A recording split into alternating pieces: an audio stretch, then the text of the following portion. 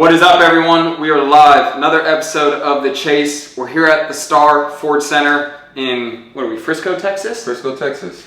I'm here with my boy, Vic Enwere, former D1 football player at my alma mater, University of California Berkeley. Was projected 5th round, didn't go that way. Ended up getting an undrafted free agent, signed with the Jets. A couple injuries took him out, unfortunately, but that's life sometimes. And now Vic's pivoted himself into a position to help other athletes maximize their time both on the field and off the field, sharing the lessons that he had to go through the hard way. So today, I'd like to welcome my boy Vic to the show. Appreciate it. Glad to be on The Chase. Oh man, I'm stoked. We've been trying to get this together for, I want to say a year and a half. Year and a half, almost 2 years it feels like. Yeah, and he just mentioned it's like we're in the same city at the most random times ever. Yeah. I'm in Dallas right now. Vic's up here doing business. We're at Team Sports Agency. Vic's got some clients, got some recruiting to go on, and so we found the perfect time to chop it up and to give you guys some inside access into what life is like as an NFL agent and how he is revolutionizing the game of sports for athletes. So, life's been a roller coaster. Some insane highs, shitty lows. Take me back to young Vic and share with me what's important about your upbringing to give myself and the listeners a better understanding of who you are. Man, it's crazy. It's honestly, pretty poetic to be having this conversation, right, in my home state, right? Yeah. Originally from Houston, Texas, where I was born and raised. The first child in my family to be born in the U.S. So you can imagine a lot of the things I experienced from life, school, and sports was not only a first for me, but a first for my entire family. So a lot of my experience is exactly that, right? Like everything is bigger, greater, and grander in Texas. So to come from I would say such humble beginnings and be in a position where you get thrusted into the limelight at such a young age. Everybody knows like football is king here in Texas. Like you have high school stadiums that are more packed than the college stadiums we played in. Yeah. You have, just the experience being, that much more in terms of echelons and how people care about it and the brand of football that's played here. So young me really came up with really just a curious mindset. I think the thing that helped me the most is that I grew up in a household that wasn't familiar with so many things as far as American culture, that I had to go out and really chip away and etch my own path myself. And so almost everything I've done in life has really felt like a bit of a voyage and a venture out of the societal norms that I grew up in, right? Like my parents were born and raised in Nigeria. I'm 100% Nigerian, Igbo to be exact. And that experience of home life to what it was like in school and the expectation from an academic perspective versus the expectations I have for myself from athletic perspective and really marrying the two. And I think the best thing about growing up the way that I did was understanding that you can achieve as much as you want, right? Because I had a perspective here where, academics in my home was such there was such an emphasis on that. But for me, I had such athletic personal goals. And I realized the only way to do one was to make sure I was completing the other. So I came in this scope of life where I've never really viewed myself as one thing versus the other, right? And we can both say that, right? Like Berkeley graduates who were Division I athletes. And it's very easy to be like, oh, that was very casual because we're in a space where everyone around us was like us. That was the norm. It was the norm there, right? And then you get to the rest of the world and I come back to Texas, I'm in these other places and you realize the mindset is so different of which other people participate in life and participate in these spaces, and a lot of people put themselves into these particular buckets. So I would say the best thing for me, and really was one of my greatest challenges in life, was balancing those two successes, right? And how to achieve those both simultaneously without letting one drop off. And so for me, my childhood was a microcosm, I think, of the vision that I have now in terms of the way I work with my athletes and my clients and the way I try to pour into that next generation of one doesn't have to suffer for the success of the other, right? And I think at the core of my childhood, if I, giving you a very glazed perspective, giving you the overall thesis statement of what it was exactly that, right? The ability to be successful in both realms simultaneously. But now you're going up against, you got NFL greats you're dealing with, you're in a league that sometimes feels like it's business before people. It's sometimes you versus me. How are you going about that? Knowing what you know now, sharing what you know to the next generation. Sometimes it's more about these win-win relationships than you versus me. Well, I think the most important thing that I focus on when it comes to that you versus me is myself. Okay. Right? Like, my only competition is me versus me. So when you're in a realm that feels very dog eat dog and it's competitive and people are trying to win, and sometimes, you know, at the sake of their own morality, for me, I focus on the development of self.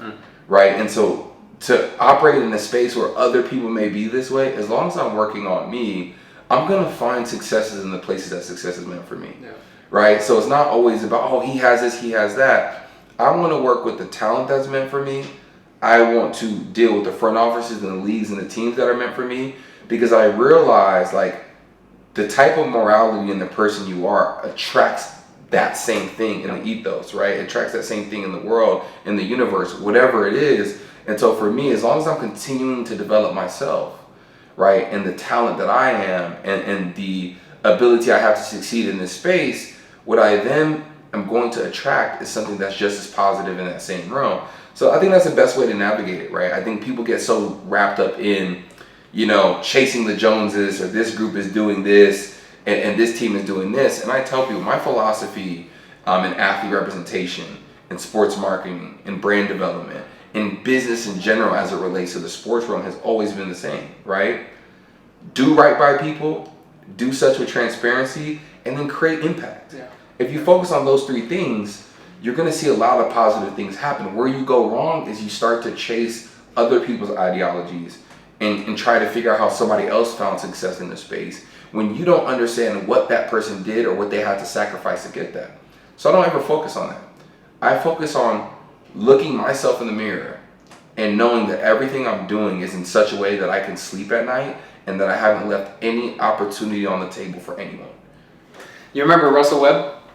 I do remember Russell Webb. Russ told me one day when I was making transition from Cal to the USA team, he said, mate, in his Hong Kong accent, you're never selected for what you're bad at, you're selected for what you're good at.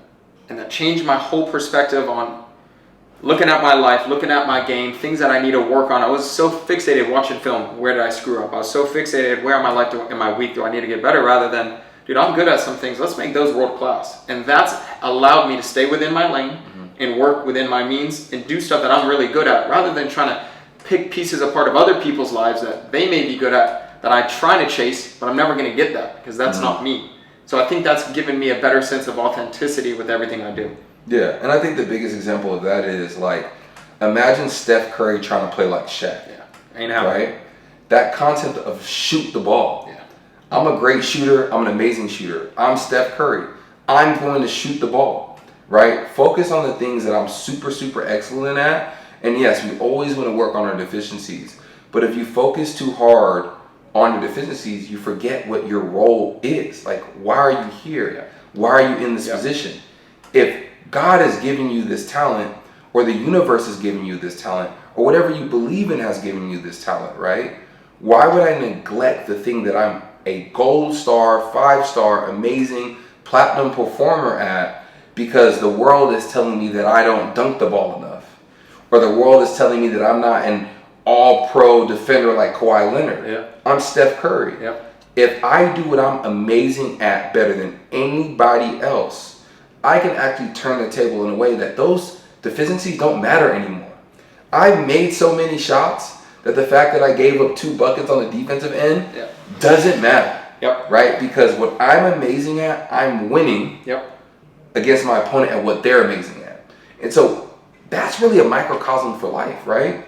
It's that concept of understand your lane, know your lane, and drive it 110 miles per hour. What part of your life did you learn this? And I want to touch on your time at Cal, because for you guys who don't know, he played with some dogs. I mean, you had Jared Goff, everybody knows. The guys that I know, you had James Looney, Chad Hansen, Daniel Lasco, Bryce Treggs. I mean, there's some ballers there. I want to hear about your time at Cal, but I also want to know where you learned that. At what point of your life was that? During your playing career? Was that the transition? Was that post? When did you really start to buy into that mindset? I say that mindset really started at Cal for me. And I really attribute, this to Sonny Dykes in a certain way, and Tony Franklin and Jared Goff and some of the amazing coaches that I had.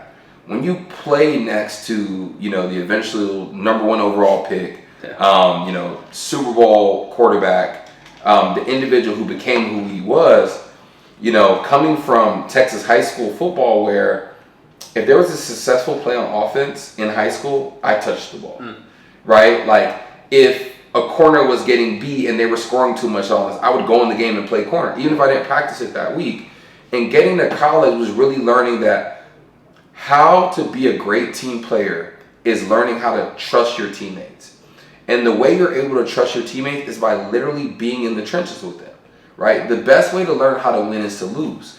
So in practice, we're constantly creating scenarios where there's small opportunities to win and lose. And then you have to learn how your teammate, your partner, your whoever really deals with that, right? And you build that trust to understand he was the number one pick for a reason. I don't need to throw the ball if our pass game isn't working and, you know, for a particular drive. I don't need to go and catch the ball like one of those guys if it's not working, right? I need to understand my 4 square feet of field, and I need to be 110 at that. And so college was a huge piece of that because you had a group that was averaging at one point, we're scoring like 50 points a game, right? And everyone, like, I would have 2 touchdowns, Maurice Harris would have 2 touchdowns, Bryce would have 1 touchdown. There were some parties in the end zone. Party in the end zone, Jared would throw 5 or 6 touchdowns. Yeah. And there would be times where you would get lost in it, whether we were winning or losing, and just being like, I'm not particularly impacting the game, but then you are, right? Like, it's very interesting. One of my first plays in college was actually a play fake to me. I was coming in, I was a 3-star recruit. They were kind of looking for that back to shift back to what the old Cal running backs were. And a lot of people were looking at me like, okay, when he gets in the game, like he's going to get the ball, he's going to get the ball. And one of my first plays, I think it was like my second or third against Northwestern in Chicago, we actually ran a waggle.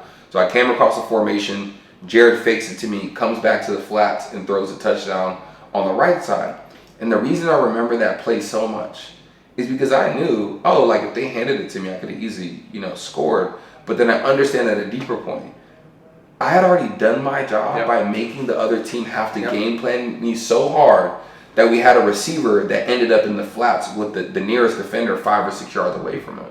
And so then I started to realize you may not get that celebration or that touchdown, or people may not see you as a hero, but you're just as much of the reason for the success of the play, right? So that ideology of team, right? I think we say that all the time, but people don't understand like why team is such a transcendent statement, right? Because there's so many parts of that. To truly be a team and to truly be someone that believes in that, if you just look at the word, if I'm the M, right, I have to understand that the T has to do its job and make it sound for me to be valuable. If you take the T out, it's not the same word. If you take the E out, it's not the same word. If you take the A out, it's not the same word. And if you just have the M, it's a we don't know what we're talking about, right?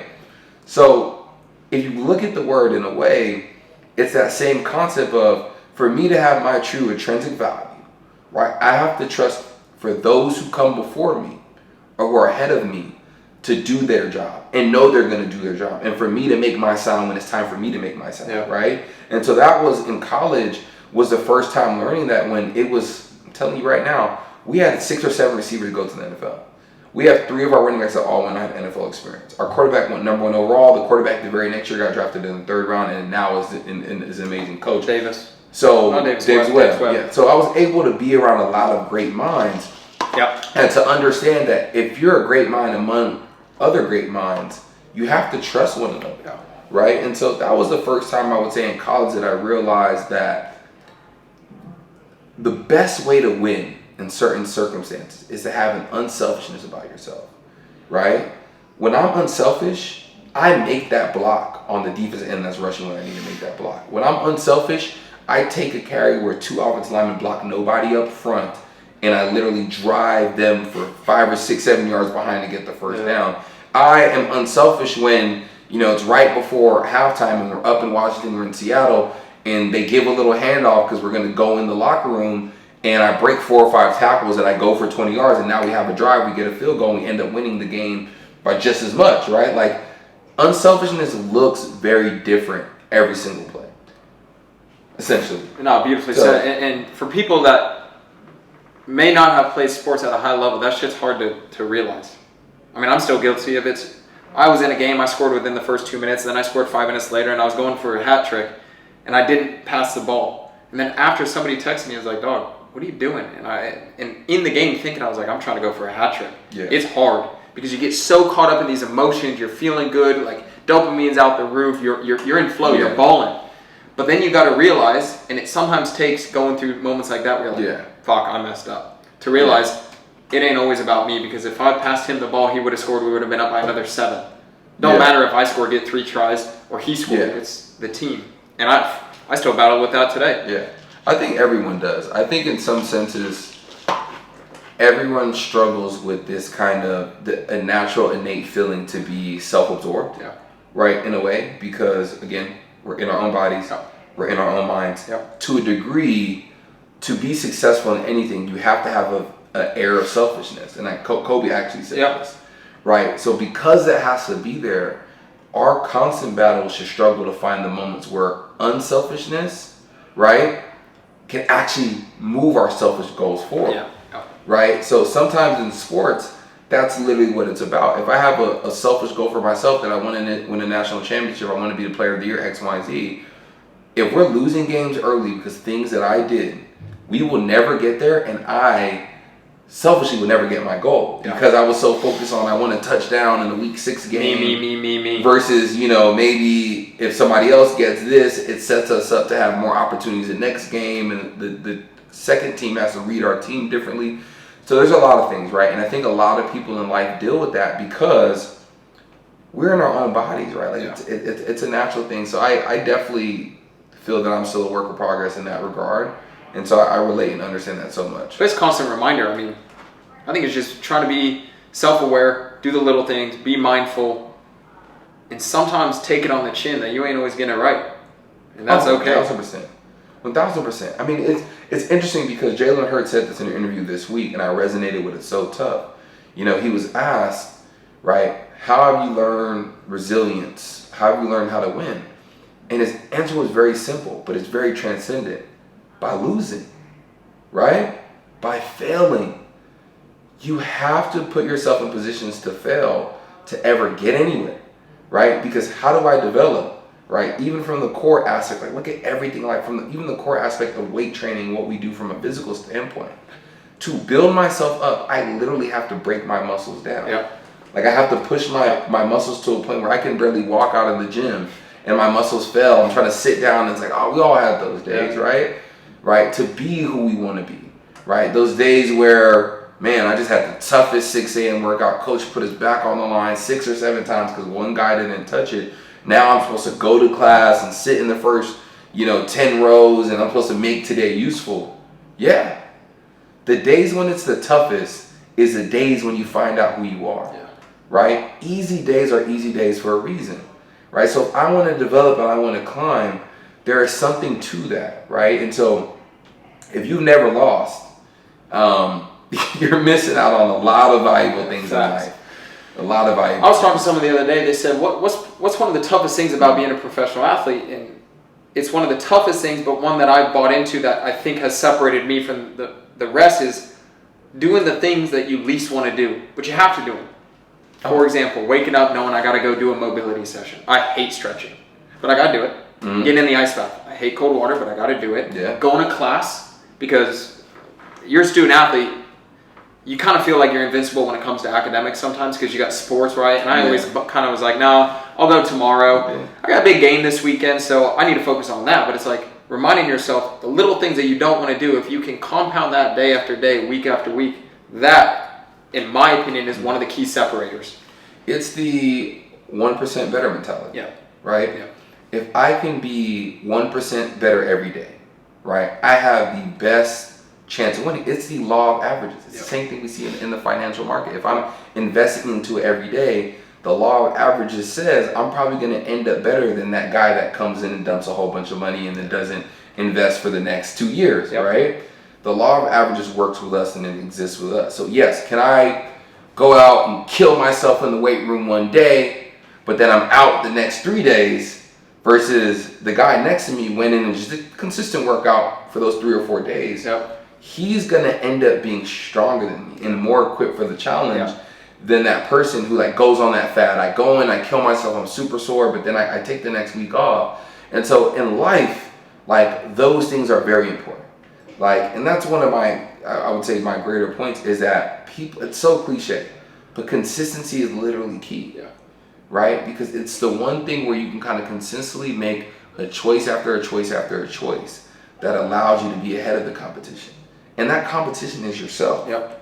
Right? Because if I'm consistently doing this, I'm taking those steps. Right? And so the biggest piece is exactly that you're saying. It's also doing the things that you don't want to do. Right? But then also doing the things that you know you want to do consistently. Right? You wanted to play rugby. I wanted to play football. You know what that entails? I want to practice. Yep. I want to play in games. Yep. I want to travel to games. Right? To do that consistently, I also have to show up in the right mindset and make sure I turn it on every time. Just because I get 5 practices in a week doesn't mean, I go hard on Tuesday, I chill Wednesday, Thursday I go hard again, Friday I'm feeling good, game's coming close, so I'll run a little bit quick. Like, no, right? Because I missed a day in there. Yep. So you also have to do the things that you want to do. A lot of people struggle with, and this is another Kobe quote that I really, really love, do not negotiate with yourself. Right? I'm telling myself I want to do this, I want to be all pro, I want to win a Super Bowl. Then why, when Wednesday rolls around, you're trying to convince yourself, oh man, I don't want to go hard in practice today, man. I'm sore, my ankle hurts. Oh man, coach was on us earlier. Don't negotiate with yourself. Facts. Like if you don't, and we're all guilty of it, man. I deal with it now where people still ask me, they say, look, Vic, like you're not an athlete anymore. Why do you still wake up at 5 a.m. every morning and work out? Like, why do you still get up? And my explanation is simple, because life is not waiting on me. Nope. Right? I live on the West Coast. By the time I get up, the rest of the world is already in motion and going. Half of the news is already out. Like league news is out, the stock market is out, business is out, like real estate syndicate is out, and I'm just rolling out of bed at 9. I've missed 3 to 4 hours of significant information. Oh, no, you're behind. I'm behind. 100%. That's right? catch up, and you don't. But that's in your control. Exactly, that's in my control. But I also value being in proper physical and mental shape. Yeah. So for me, living on the West Coast, if my only opportunity with the clients, responsibilities, family life that I deal with, if my only opportunity is to work out at 5 a.m. in the morning, I'm working out at 5 a.m. Yeah. Because if that's the only method that allows me to not negotiate with myself and let one of those things drop off, that's what I'm going to do. Like we're going right back to the childhood point of understanding how to balance all things. Yeah. I'm going to tell y'all something, like confidence, I think, comes from doing the shit that you say you're going to do. 1,000%.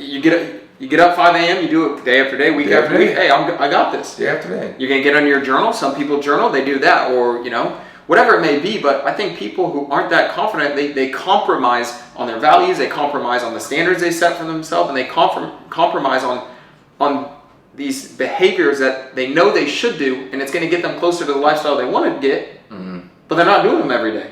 That's facts there. But keep going. And that's the easiest way to destroy your confidence, right? If I know that this is what success takes, and I'm not doing those things, I'm not confident because I know I haven't done what I needed to do to achieve success. So then what I have is actually hope. I'm hoping things work out. I'm hoping we win the game. I'm hoping I pass this exam, right? I don't like to walk into anything in my life with hope. Right? I like to walk in with belief, right? Belief and confidence stem from I've done the work, I know what's there, and I know what's going to happen, right? Hope is this ideology of, oh man, like I know the odds are stacked against me, and this may or may not happen, and sometimes it does work out, right? Like sometimes people can roll out of bed, hungover, do whatever, and go win the Heisman. Like we've known that. That's a different breed. Right, that's a different breed. But for 89 to 95%. Johnny Manziel, shout out. Still love you. You have to put in a level of work that goes beyond what the metrics of success is. You said hope. You hoped, or you were told you were going to be projected 5th round pick. Draft goes by, not picked. Becomes undrafted free agent. Jets call you, take a shot on you. You can tell the story, but that hope, that dream, did it feel shattered, or did you still believe you were going to get there, you had a chance? No, I mean, I think the hope, of it And for me, I think a lot of the information that came to me was very specific, right? Like coming out of my junior year, right? Played as a freshman, had some amazing games. Played as a sophomore, was the top, I think, 11% in the country as a running back. Top 11% in broken tackles was a big statistics for us. And going into my junior year was really looked at as a third round pick. And what happened to me happens to so many guys and was really a huge revelation in my mind, right? Going into week 6, we're up at Oregon State. And the night before, I had such a weird feeling, man. Like, it was just so, it was just so eerie. And first play of the game, right? Simple cut I made 100 times. Inside zone, go to the right, try to shift over one gap, get, 4 or 5 yards in cloud of dust.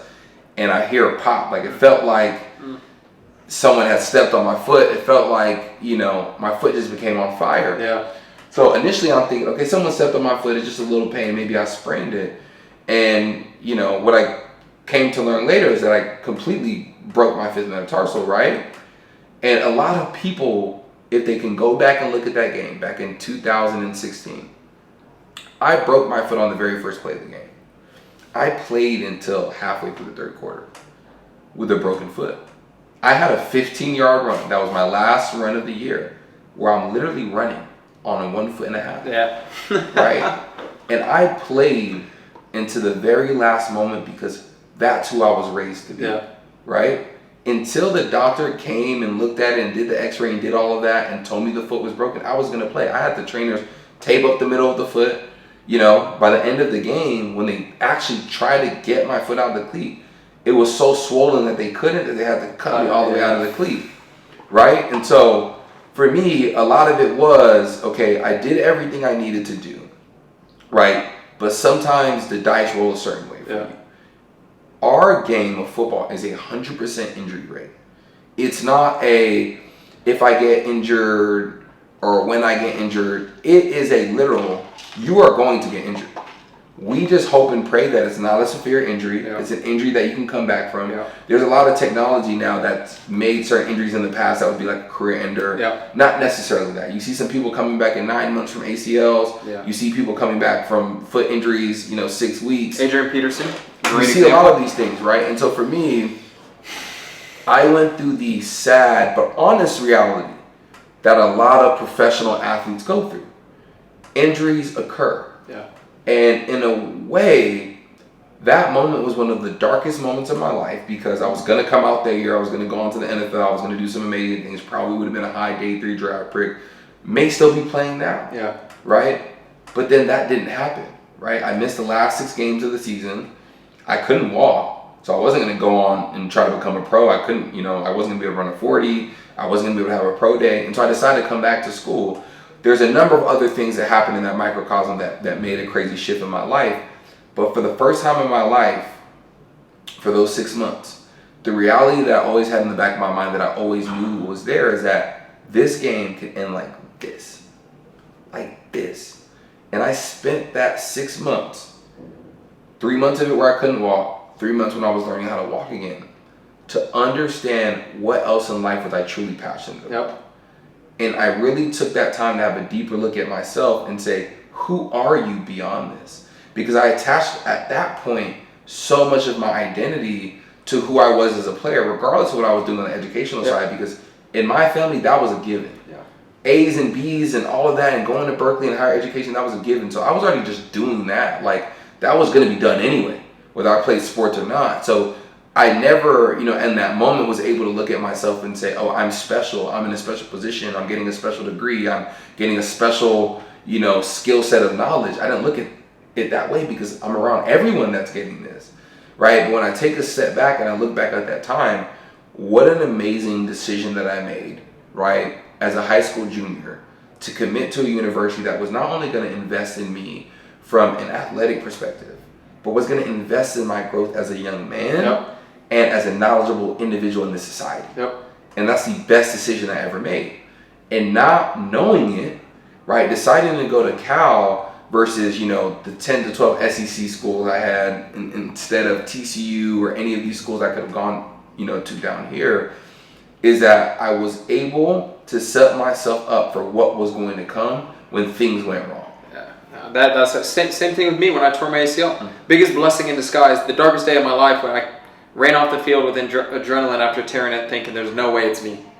And then the next day, 2 ligaments torn in my knee. But to take me away from it, to figure out what in life actually gets me going, made me realize that Christian Dyer is more than a rugby player. A lot more. And my mom and dad are still going to love me if I don't play sports. And my best friend's going to love me just as much if I'm not an athlete and whatever. And then it made me realize, I'm like, damn, like, there's a lot of things in this life that I do like. But I never even thought about that when I was, before the injury. But it's a crazy thing that life sometimes has to give you the darkest moments to have the biggest breakthroughs. Well, the existence of light is literally the acknowledgement of darkness. Right? Yeah. The existence of light is literally the acknowledgement of darkness. For there to be positive moments, there has to be negative ones. Yep. Because if everything in life was positive, what a boring life that would be. Yeah. Right? So going through that time period, and I know you understand this very, very well, like, it was tough. Like, there's days where I didn't sleep. Yeah. There's days where I'm on pain medications from the doctor and, like, I can't feel anything below my knee, but I literally am numb. Yeah. Like, mentally too. Mentally numb. No emotions. Yep. Family called me, I'm good. I'm good. Don't want to eat. I mean, it's a weird. Don't want to eat. It's a scary feeling. It's a scary feeling because you get so close to nothingness and feeling like what nothing generally feels like, or being in a state of nothing, or being in a state where you're just kind of existing. The thing is, they throw those pills out like it's candy. Like it's candy, right? I don't care if whoever's listening that gets pissed at that. It's a reality. It's the reality. It's a reality. And so what people don't understand, and what they need to continue to realize, that the life of an athlete is a very tough one. The life of a student athlete is that times 10. Is that times 10. Because guess what? My professor doesn't care that I can't even. Hell no. If you've ever been to Berkeley, it's just like, UT Austin, where there's hills everywhere. My professor doesn't care that I can't make it to class because I can't walk. Yeah.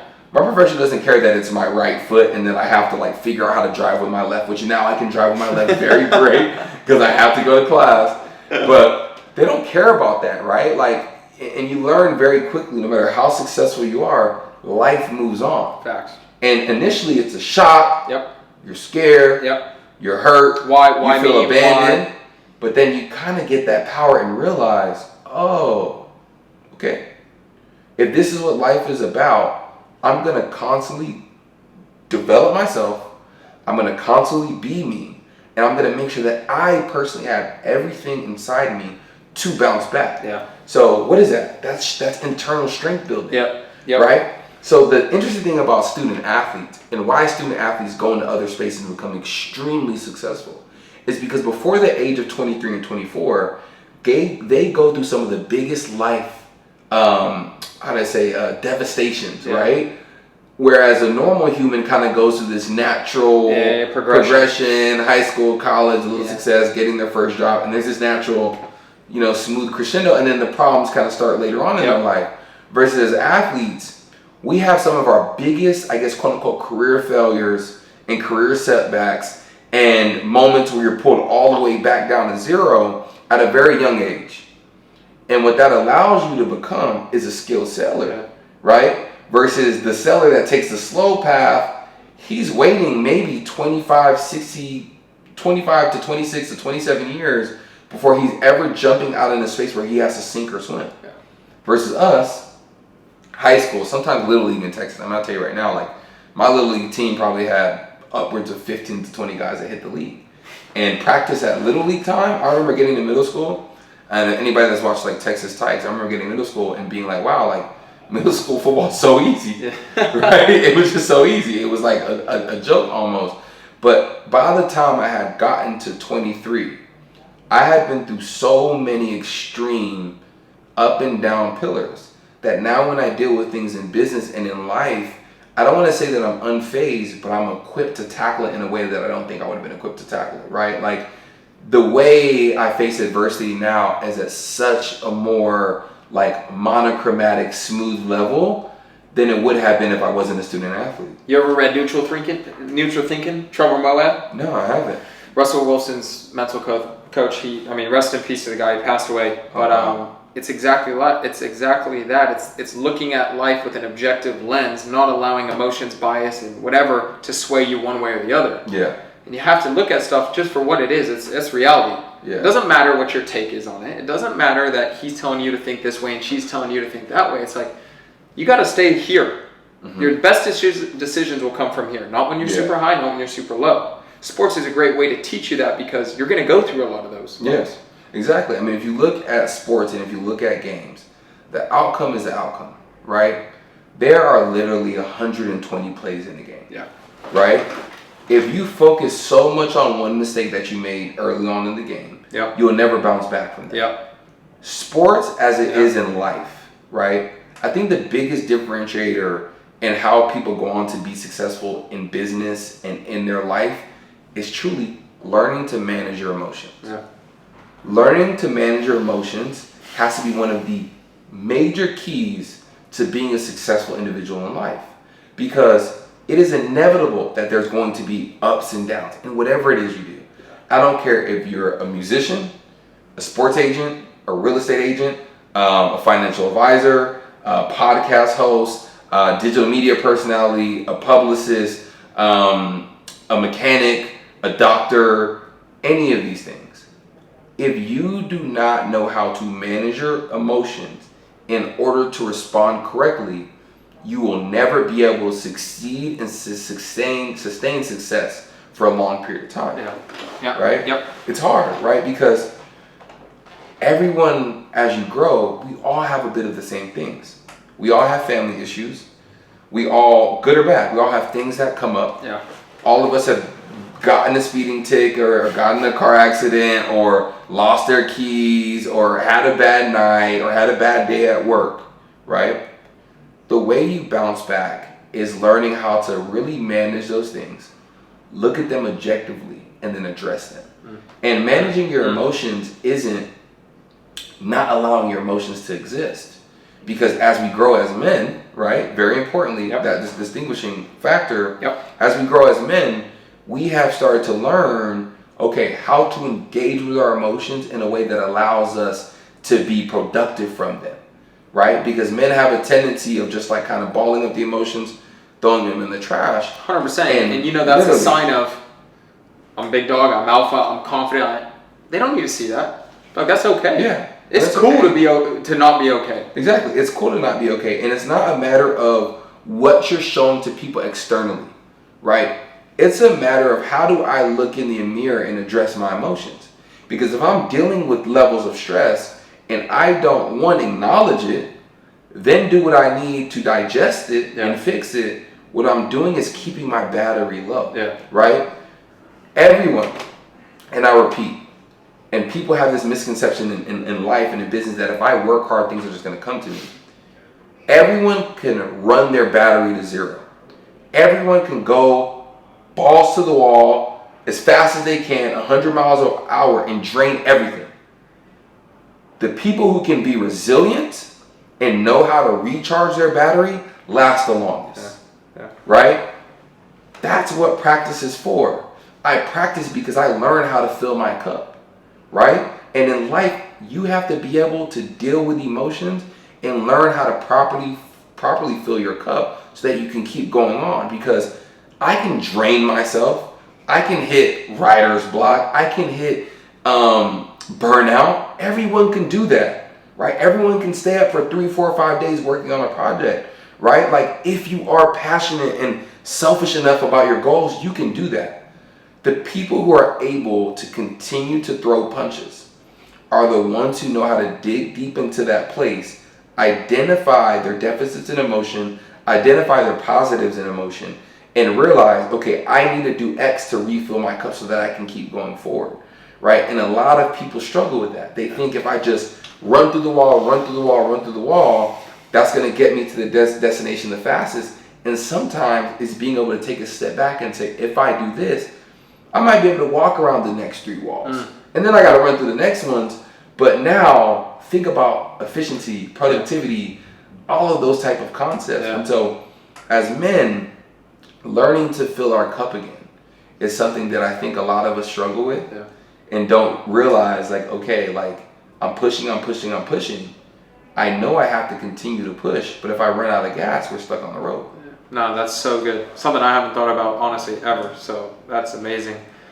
You had a lot of emotions, and you obviously I want you to tell them about your stint, obviously with the Jets, injury. Mm-hmm. You put the cleats up. You hung the cleats up. Yeah. That transition, that pivot from I'm an athlete, I'm no longer an athlete.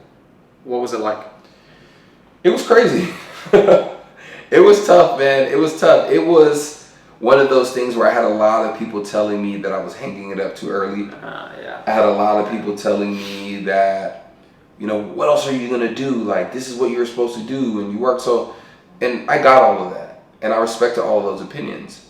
For me, you know, I hadn't really dealt with too many injuries in my career until my junior year and then my first year in the league. Yeah. Where, you know, actually Derek Carr did the same injury I had, where I did a really bad AC joint sprain and almost separated my shoulder. And even through keep pushing through that, No, it's one of the most painful things ever. It's one of those painful It things. sucks. You don't sleep. You can't move. You don't sleep. You can't move. And I ended up kind of affecting my pec muscle as well because I kept trying to practice and play doing it. And, you know, truthfully, at the very end, man, like, and people hate when I say this, but I'm honest, like, the love just wasn't there for the game. Like, the love wasn't there for the game in terms of me putting my cleats on and doing what I needed to do. My goal was always to get to the NFL and make an impact. Yeah. Which, in a poetic way, I'm still doing just that. Like, I've still made it to the league in that concept. But for me, at that time, like, I'm an all in or all out. I'm not going to BS my teammates. I'm not going to BS that coach. Yeah. If I'm not mentally there, somebody else deserves this rookie tryout running back spot. Somebody else deserves to fight for themselves to make it on this team. If I'm not doing the things, because we're human, we know. When we talk about those points of success, you know when you're doing everything it takes to achieve that. And the second that I wasn't doing the extra conditioning, the second that I wasn't stretching when I was back in the hotel room, the second I wasn't diving into the playbook the way I've always done my entire career, You knew. I just knew. Yeah. Right? But first of all, it's okay to not have that love. Because I know every other person in my life who's made 15 or 20 career changes. Nobody gives a crap about their career changes, but it feels like when you're an athlete, everyone wants you to be an athlete. And the minute you say, I don't love it anymore, they're like, what do you mean? What do you mean? It's like, I don't, I'm sorry. What do you want me to, convince you? You want me to try to get it back? It's like, look, this is a real. lot of people who said that wasn't with me shooting in the gym. And they're the same people that are going to get your autograph after your game. Exactly. So it's like, for me, the opinions of the people that I respected were those who sat there in the arena with me. Yeah. Right? For people that, how could you do you know what it's like to wake up every day at 5:10 in the morning for 4 years straight? Try it for a week. Right? And let me know for how 4 you, years. no, but I'm saying tell the people, Exactly. try it. Try it for a week. Just try it. See, it was like, try it for a day. Yeah, well. Right? Try it for a day. Try what it's like to wake up at 5:10. Like, we'll give a small microcosm of what the Cal football schedule was like. Shout out Sonny Dykes again. I love him. I'm going to keep saying that. But 5:10, wake up. Get to the stadium. Yep. Right? Get a little protein bar, get whatever. Stretch, we're on the field. Yep. Run for an hour from, say, 6 to 7. All right, cool. Come back in. Do weights for about 45 minutes. Yep. And this isn't just light weights. Like, this is weights. No, you're right? moving. Like, this is not one of those where, I can kind of sit in the gym, be on my phone. This is like 100 miles an hour. We're in the weight room. We're working. Doug, you got music blaring. I remember this Music vividly blaring. walking by football team. Music blaring. You got coaches, probably 12 of them. One at basically every station. You couldn't take a nap if you drank a full bottle of NyQuil. And that's the thing is, they knew what numbers you could hit. So if you're not hitting your numbers, there's an issue. Oh, our coaches, it's crazy. Our strength coaches, they put our weights out. Did you have Beck? I had Beck and I had Damien. Yeah. Right? I went through both of those guys. And Beck's at UT now. Yeah, he is. And both of the guys have very unique styles of coaching, but both of them are very hard-nosed. Yeah. Like, Damon Harrington was hard-nosed. Yeah. He was run through the wall, and then when you say you can't run anymore, go. Put your shoes on, we're going to run some more. Right? And Becton was more of kind of this kind of curated aggression where he got something out of you by the way he motivated you, by the way he would learn us really well. Yeah. And he would know the things that would get under our skin. And So he approached each athlete differently. Every athlete different. And Beck didn't know that I feed off of doubt, right? I feed off of doubt. I feed off of disrespect. I feed off of people believing I cannot do something. So consistently, right? I would be, we always say heat one, rack one was a big thing, right? Like, were you in heat one when we ran, and were you on rack one, right, in the weight room? And that's what, strongest and fastest. Strongest and fastest, right? My entire career at Cal, I was heat one, rack one, all the time. Yeah. Chad Hansen was another guy that was heat one, rack one. And we constantly competed, and he would always tell me, right, like, this rack is really rack 5. You're not good enough to go to the real big boy rack, which was the NFL racks, right? Like, Maurice Jones-Drew and some of those guys would come in and work out. And he'd always constantly tell me, like, we would say he would rack when I would say, and he'd be like, you're on rack 5, or you're, he would kind of poke at the bear of like, listen, you're not him. And if you tell me I'm not him, like, if you tell me I'm not him, I don't really have anything else to say to you. I just have to do it. The next thing you're going to see is blood, sweat, and tears. That's the next thing you're going to see. And it's not going to stop. Right? It's not going to stop. You can even then tell me I'm him, but once you've made that statement, I'm a foot on the gas guy all the way. No, you're not thinking, you're doing. So back to the schedule, right? For those of you that want to be Division I athletes, right? 5:10 wake up every single day, right? Get your teammates out of bed. They got to make it. If they don't make it, we're all finished. So I work out, in the morning from about 6 to 8, 8:30. Get you a nice little snack. Then I'm off to class. Class starts at 9. So we do the math. Say workouts run till 8:15. So I have to shower, change, eat, and get to class all within 45 minutes. Granted, like Berkeley's biggest shit. So you got huge. Hills and right. So I get to class. Now I'm in class anywhere from 9 all the way to about 1:30, 2 p.m. Nonstop. Nonstop. And then I go right back up to the football facility. We have meetings. We have study.